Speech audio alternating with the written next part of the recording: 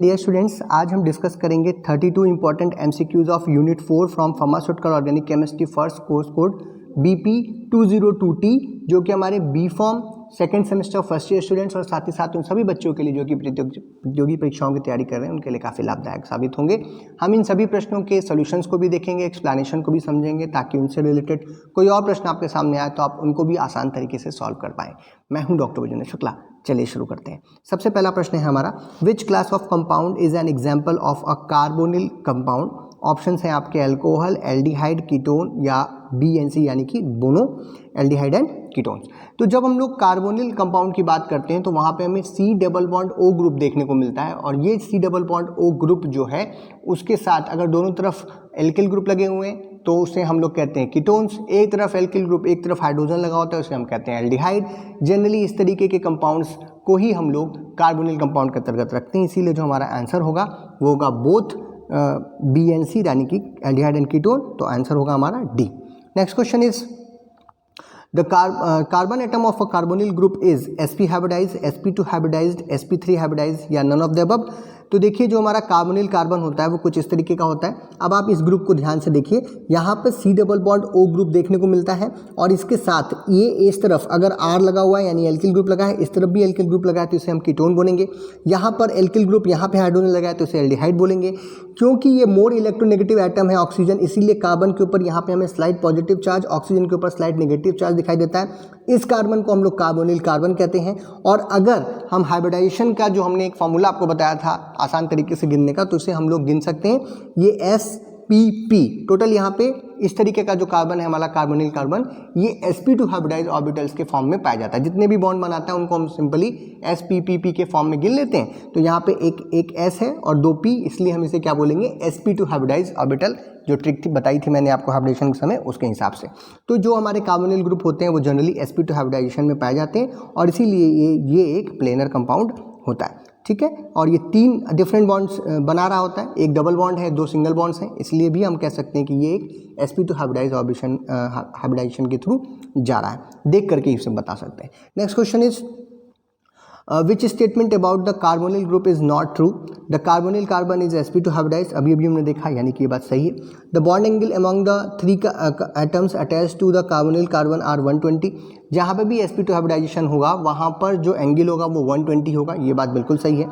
The 3 atoms attach to the carbonyl carbon form a non planar geometry, ये बात गलत है, इसलिए क्योंकि अगर sp2 हाइब्रिडाइजेशन होता है और 120 डिग्री सेल्सियस 120 डिग्री का अगर कोण बन रहा है, बॉन्ड एंगल बन रहा है, तो वो एक प्लेनर कंपाउंड होगा, ना कि नॉन प्लेनर कंपाउंड।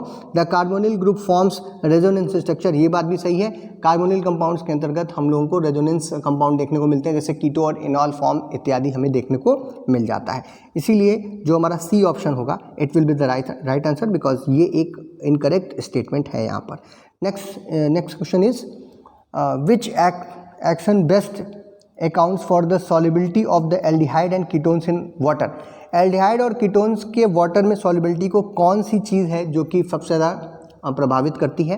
पहला हमारा polar interaction between solute molecules, H bonding between solute molecules, van der Waals forces, और D option is H bonding यानी hydrogen bonding between the solute and solvent molecules. बिल्कुल सीधी सी बात है, वाटर में सॉल्युबिलिटी अगर आपको चाहिए तो हाइड्रोजन बॉन्ड्स अगर सॉल्यूट और सॉल्वेंट्स के बीच में बन रहे हैं तो वही उसको इन्फ्लुएंस करता है, इसीलिए जो हमारा आंसर होगा वो होगा D।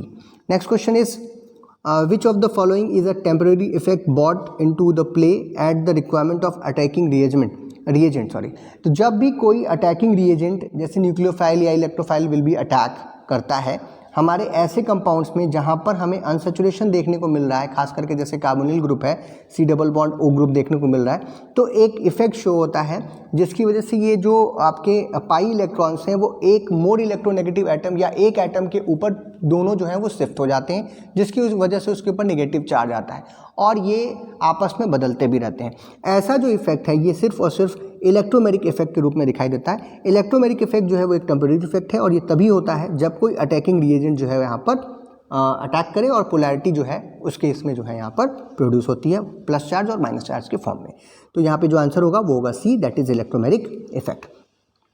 नेक्स्ट क्वेश्चन इज इसी इलेक्ट्रोमेरिक इफेक्ट के ऊपर ही है, which when the complete transfer of pi electrons takes place away from the atom at the requirement of attacking reagent is called, ये जो पूरी की पूरी बात है ये इलेक्ट्रोमेरिक इफेक्ट की ही बात है।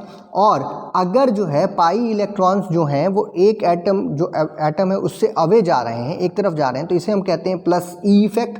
अगर उस एटम पे ही आ जाते दोनों जो पाई इलेक्ट्रॉन्स हैं जिसकी वजह से एटम के ऊपर नेगेटिव चार्ज आ जाए तो उसे हम कहते हैं माइनस ई इफेक्ट। तो इसीलिए जो हमारा आंसर होगा वो यहाँ पर बी होगा, that is plus E effect. और ये फिर से बता दूं ये एक टेम्परेरी इफेक्ट है और ये बिना अटैकिंग रिएजेंट के अटैक किए बिना इलेक्ट्रोमेरिक इफेक्ट हमको देखने को नहीं मिलता है। Next question is which type of reaction takes place upon the treatment of a ketone with HCN to form a cyanohydrin। जब हम इस तरीके की रिएक्शन देखते हैं, देखिए ये एक रिएक्शन है जहाँ पे एक कीटोन है हमारा और कीटोन के ऊपर जो है वो हमारा जो है HCN से जो CN माइनस आ रहा है वो अटैक कर रहा है। तो ये एक न्यूक्लियोफाइल है। CN माइनस क्या होता है? एक न्यूक्लियोफाइल है। न्यूक्लियोफाइल अटैक कर रहा है जिसकी वजह से यहाँ पर ये बॉन्ड ब्रेक होगा, ऑक्सीजन वाला। पाई इलेक्ट्रॉन कहाँ पे जा रहे हैं? इलेक्ट्रोमेरिक इफेक्ट शो करते हुए ऑक्सीजन के ऊपर, और ये ऑक्सीजन के ऊपर हमें नेगेटिव चार्ज दिख रहा है। नेक्स्ट स्टेप में जो हमारा HCN में से H प्लस बचा हुआ था electrophile, that will be attack to this oxygen और उसके साथ जुड़ेगा, जिसकी वजह से एक एडिशन प्रोडक्ट हमको मिल रहा है। कुछ भी सबस्ट्रेट से निकल नहीं रहा या हट नहीं रहा, सिंपल इस अनसैचुरेटेड बॉन्ड यानी कि पाई बॉन्ड के ऊपर एक एक पाई बॉन्ड टूट रहा है और कार्बन और ऑक्सीजन के ऊपर एक एक चीज़ें जुड़ रही हैं। यहाँ पर साइनाइड जुड़ गया, हाइड्रोजन पे क्या जुड़ गया, हाइड्रोजन जो है वो ऑक्सीजन पे जुड़ गया। और सबसे पहले किसने अटैक किया था? न्यूक्लियोफाइल ने। इसीलिए इस तरीके की जो भी रिएक्शंस होती हैं, खास करके कार्बोनिल कंपाउंड्स कीटोन और एल्डिहाइड में जो रिएक्शंस होती हैं वो सारी की सारी हमें न्यूक्लियोफिलिक एडिशन रिएक्शंस के फॉर्म में दिखाई देती हैं। इसीलिए जो हमारा आंसर होगा वो होगा A, that is nucleophilic addition reaction. Next question is conversion of an aldehyde to an alcohol is generally known as. जब भी हम लोग एल्कोहल की सिंथेसिस करना चाहते हैं तो हम लोग एल्डिहाइड के साथ कर सकते हैं, और अगर एल्डिहाइड है हमारा C double bond OH group is known as aldehyde, इसका अगर हम रिडक्शन कर दें तो क्या बनेगा? CH2OH में ये कन्वर्ट हो जाएगा और वो क्या कहलाएगा? फिर एल्कोहल कहलाएगा। तो सिंपल सी बात है, अगर एल्डिहाइड को एल्कोहल में हमें बदलना है तो उसे हमें उसका रिडक्शन करना होगा। रिडक्शन के फलस्वरूप ही हमें एल्कोहल प्राप्त होगा।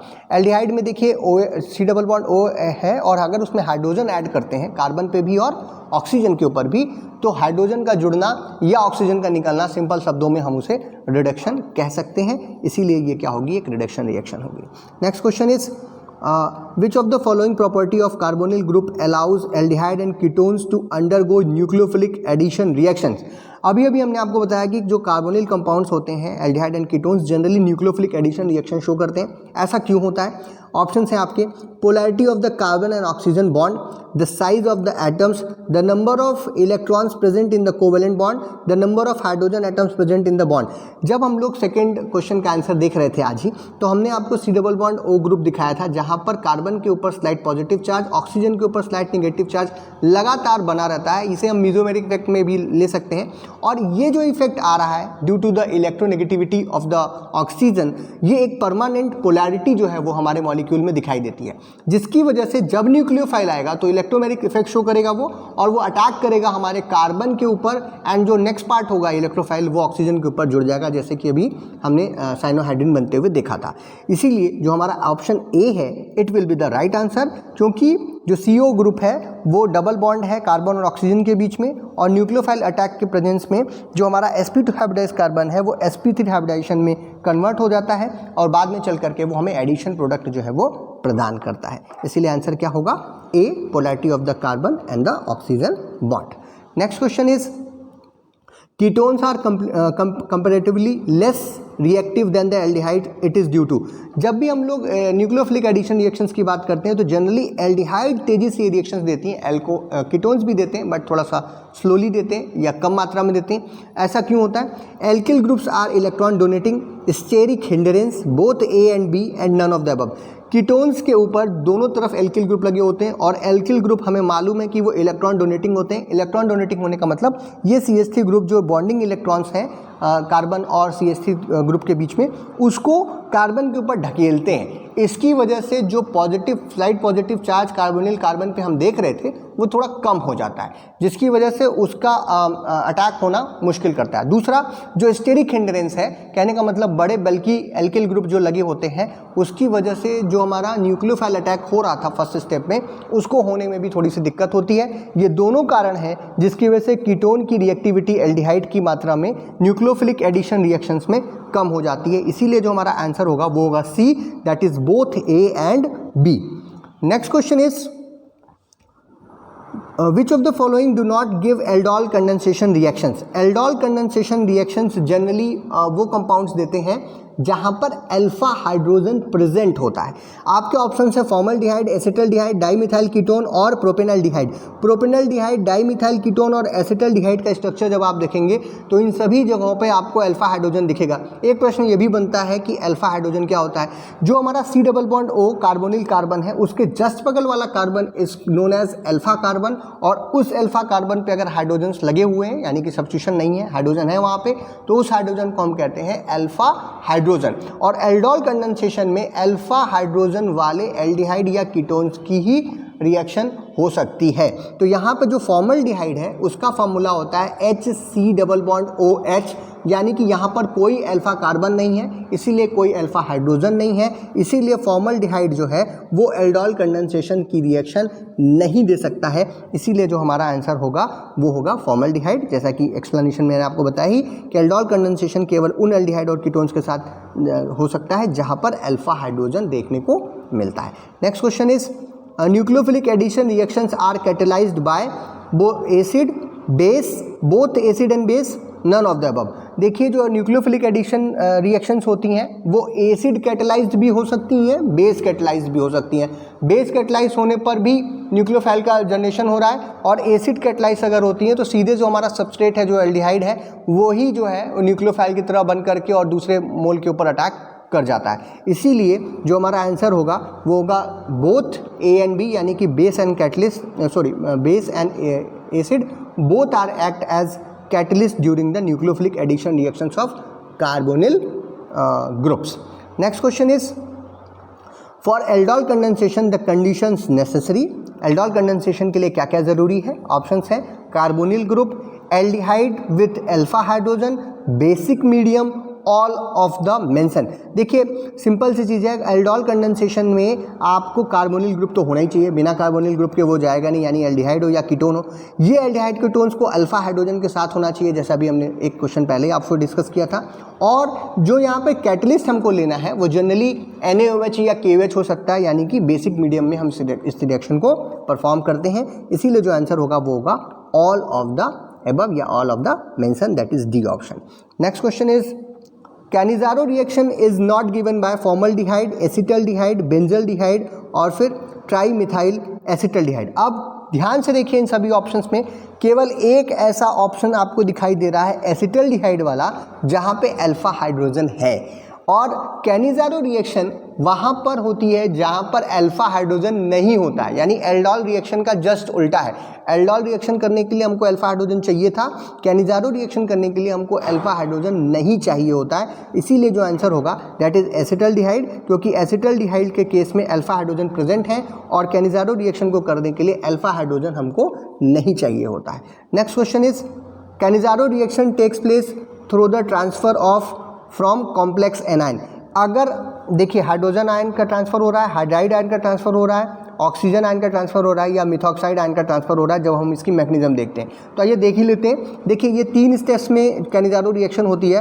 फर्स्ट स्टेप में जो हमारा बेस था, जो हमने कैटलिस्ट डाला था, वहाँ से OH माइनस जो है वो आएगा and that will be attack on the carbonyl carbon, जिसकी वजह से हाइड्रोक्सी एल्कोक्साइड का प्रोडक्शन होगा। फर्स्ट स्टेप में आपके सामने है यहाँ पर। फिर इस सेकेंड स्टेप में आप देखिए हाइड्राइड डोनर की तरीके से काम करेगा, जो सेकेंड मोल है हमारा एल्डिहाइड का या कीटोन का, और जो हमारा हाइड्राइड एक्सेप्टर बना था वो इस पर अटैक करेगा, सॉरी हाइड्राइड डोनर की तरीके से काम करेगा हाइड्रोक्सी एल्कोक्साइड, और जो दूसरा मोल है एल्डिहाइड का वो काम करेगा हाइड्राइड एक्सेप्टर की वजह से। यहाँ पर हाइड्राइड आयन का ट्रांसफर होगा और ये एक स्लो या रेट डिटरमाइनिंग स्टेप है कैनिज़ारो रिएक्शन में। इस पर भी प्रश्न पूछा जाता है कि कौन सी स्टेप जो है वो रेट डिटरमाइनिंग है, तो सेकंड स्टेप जहाँ पे हाइड्राइड आयन का ट्रांसफर हो रहा है, जिसके फलस्वरूप हमें एक एसिड और एक एल्कोक्साइड का प्रोडक्शन होता है। लास्ट स्टेप में यहाँ पर एक एसिड बेस टाइप की रिएक्शन होती है, जिसकी वजह से हमें दो प्रोडक्ट्स मिलते हैं, एक एल्कोहल मिलता है और एक कार्बोक्सिलेट आयन या फिर सॉल्ट का फॉर्मेशन यहाँ पर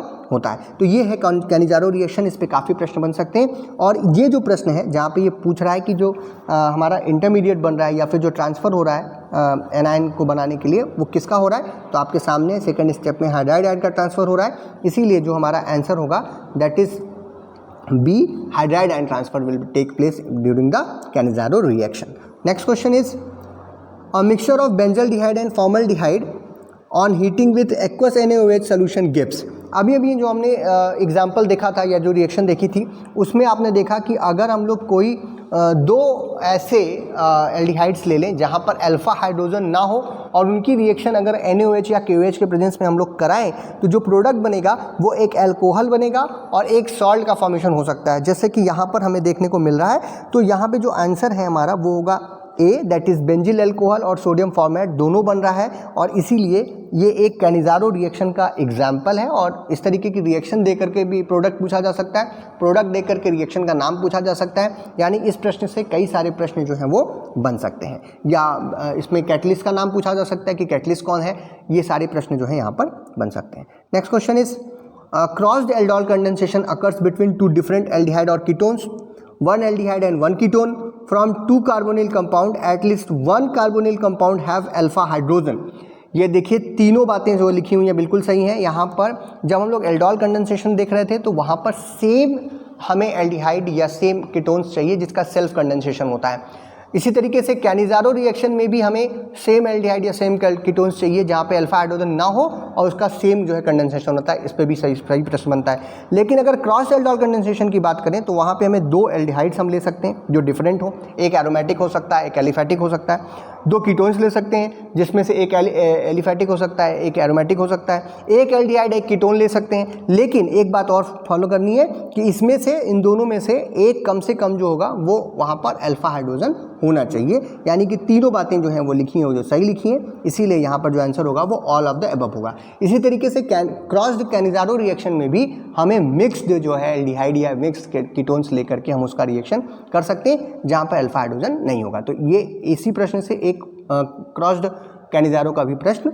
बनाया जा सकता है। Next question is in which condensation an enol or an enolate ion react with carbonyl compound to form a beta hydroxyaldehyde or beta hydroxyketone and aldol reaction। देखिए aldol condensation, Claisen condensation, Henry condensation या फिर नोवेंजल condensation.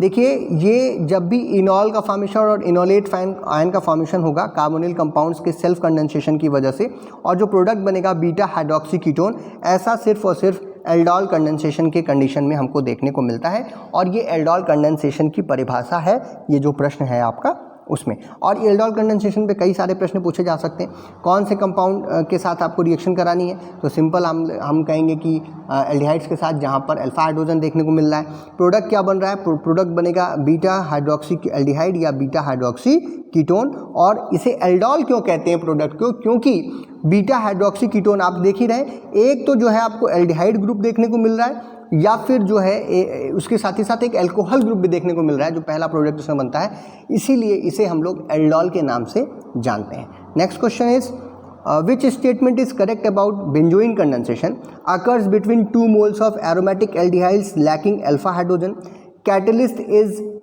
NaCN or KCN, product will be beta hydroxy ketone।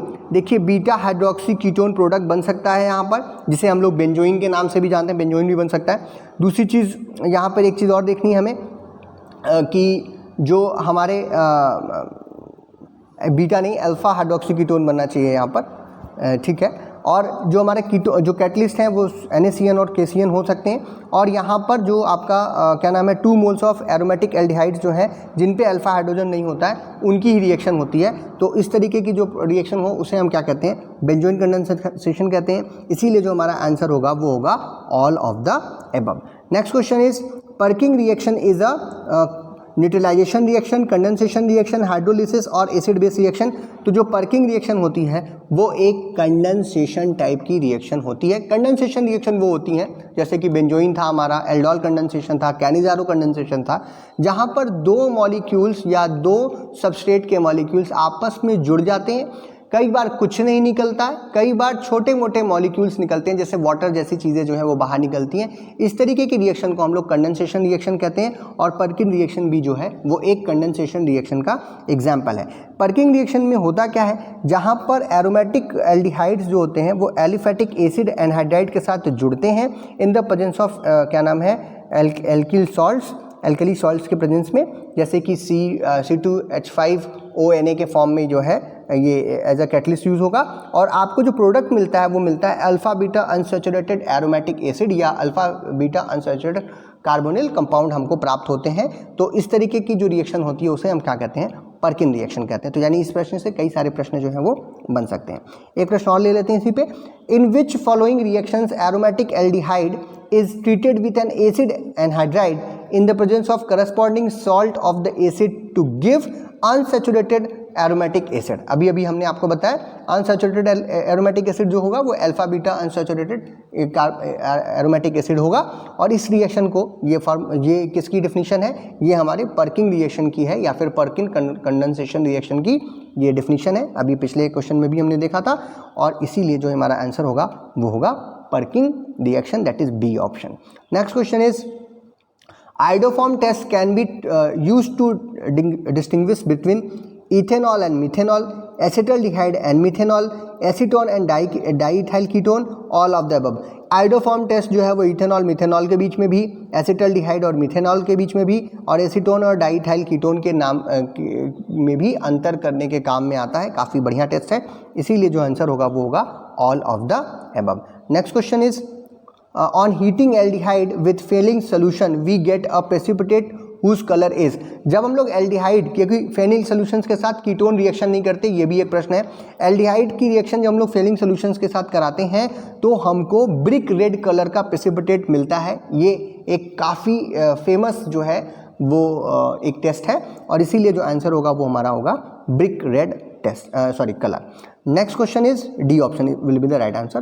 Next question is Tollens reagent is 2,4-dinitrophenyl hydrazine in H2SO4, sodium carbonate, sodium citrate and copper sulfate in copper sulfate pentahydrate, chromium trioxide with dilute H2SO4, silver nitrate with NaOH and ammonium hydroxide. तो जो Tollens reagent होता है वो silver nitrate और NaOH का एक solution बनाने के बाद उसमें अमोनियम हाइड्रोक्साइड मिलाया जाता है, उसे ही हम कहते हैं टॉलेंस रिएजेंट। और ये भी एल्डिहाइड के साथ सिर्फ रिएक्ट करते हैं, कीटोन्स के साथ नहीं करते हैं। और इनके रिएक्शन करने के बाद हमें एक सिल्वर मिरर का फॉर्मेशन होता है, और अगर सिल्वर मिरर का फॉर्मेशन हो रहा है तो हम समझ जाएंगे कि वो एल्डिहाइड के साथ उसमें आपने रिएक्शन कराई थी या जो भी आपने सब्सटेंस लिया था वो एल्डिहाइड था। तो इसीलिए जो आंसर होगा वो हमारा होगा D, that is silver nitrate and NaOH and ammonium hydroxide. लेकिन इस प्रश्न के और ऑप्शन से हम और भी क्वेश्चंस बना सकते हैं, जैसे कि 2,4-डाइनाइट्रोफिनाइल जो है फिनाइल हाइड्राजीन जो है वो 2,4-डाइनाइट्रोफिनाइल हाइड्राजीन टेस्ट का रिएजेंट है। और ये टेस्ट जो है वो दोनों हमारे एल्डिहाइड और कीटोन्स दोनों देते हैं, यानी कार्बोनिल ग्रुप को पहचानने के लिए ये टेस्ट किया जाता है। बेनेडिक्ट टेस्ट रिएजेंट के रूप में हमारा जो बी ऑप्शन है वो है सोडियम कार्बोनेट, सोडियम सिट्रेट और कॉपर सल्फेट पेंटाहाइड्रेट का जो मिक्सचर है वो होता है बेनेडिक्ट टेस्ट सोल्यूशन या बेनेडिक्ट टेस्ट रिएजेंट। और ये जो बेनेडिक्ट टेस्ट है ये भी सिर्फ एल्डिहाइड देते हैं, कीटोन नहीं देते। तो एल्डिहाइड और कीटोन में अंतर करने के लिए इस टेस्ट को हम करते हैं। Chromium trioxide with dilute H2SO4 जो है वो क्रोमिक एसिड टेस्ट रिएजेंट के रूप में यूज़ किया जाता है, या फिर इसे हम लोग ब्रॉडवेल वेलमान टेस्ट के रूप में भी रखते हैं, जो कि हमारे जो कार्बोनिल कंपाउंड्स हैं वो ये टेस्ट भी परफॉर्म करके उनको पता करने के लिए इस टेस्ट का भी प्रयोग किया जाता है। तो इस प्रश्न के ऑप्शन से भी कई सारे प्रश्न जो है वो बन सकते हैं। Next question is Tollens reagent give silver Miller, जैसा अभी हमने आपको बताया. Benedict reagent give brick red colour with aldehydes only, ketones only, both aldehyde and ketones, या फिर क्लोरोफॉर्म.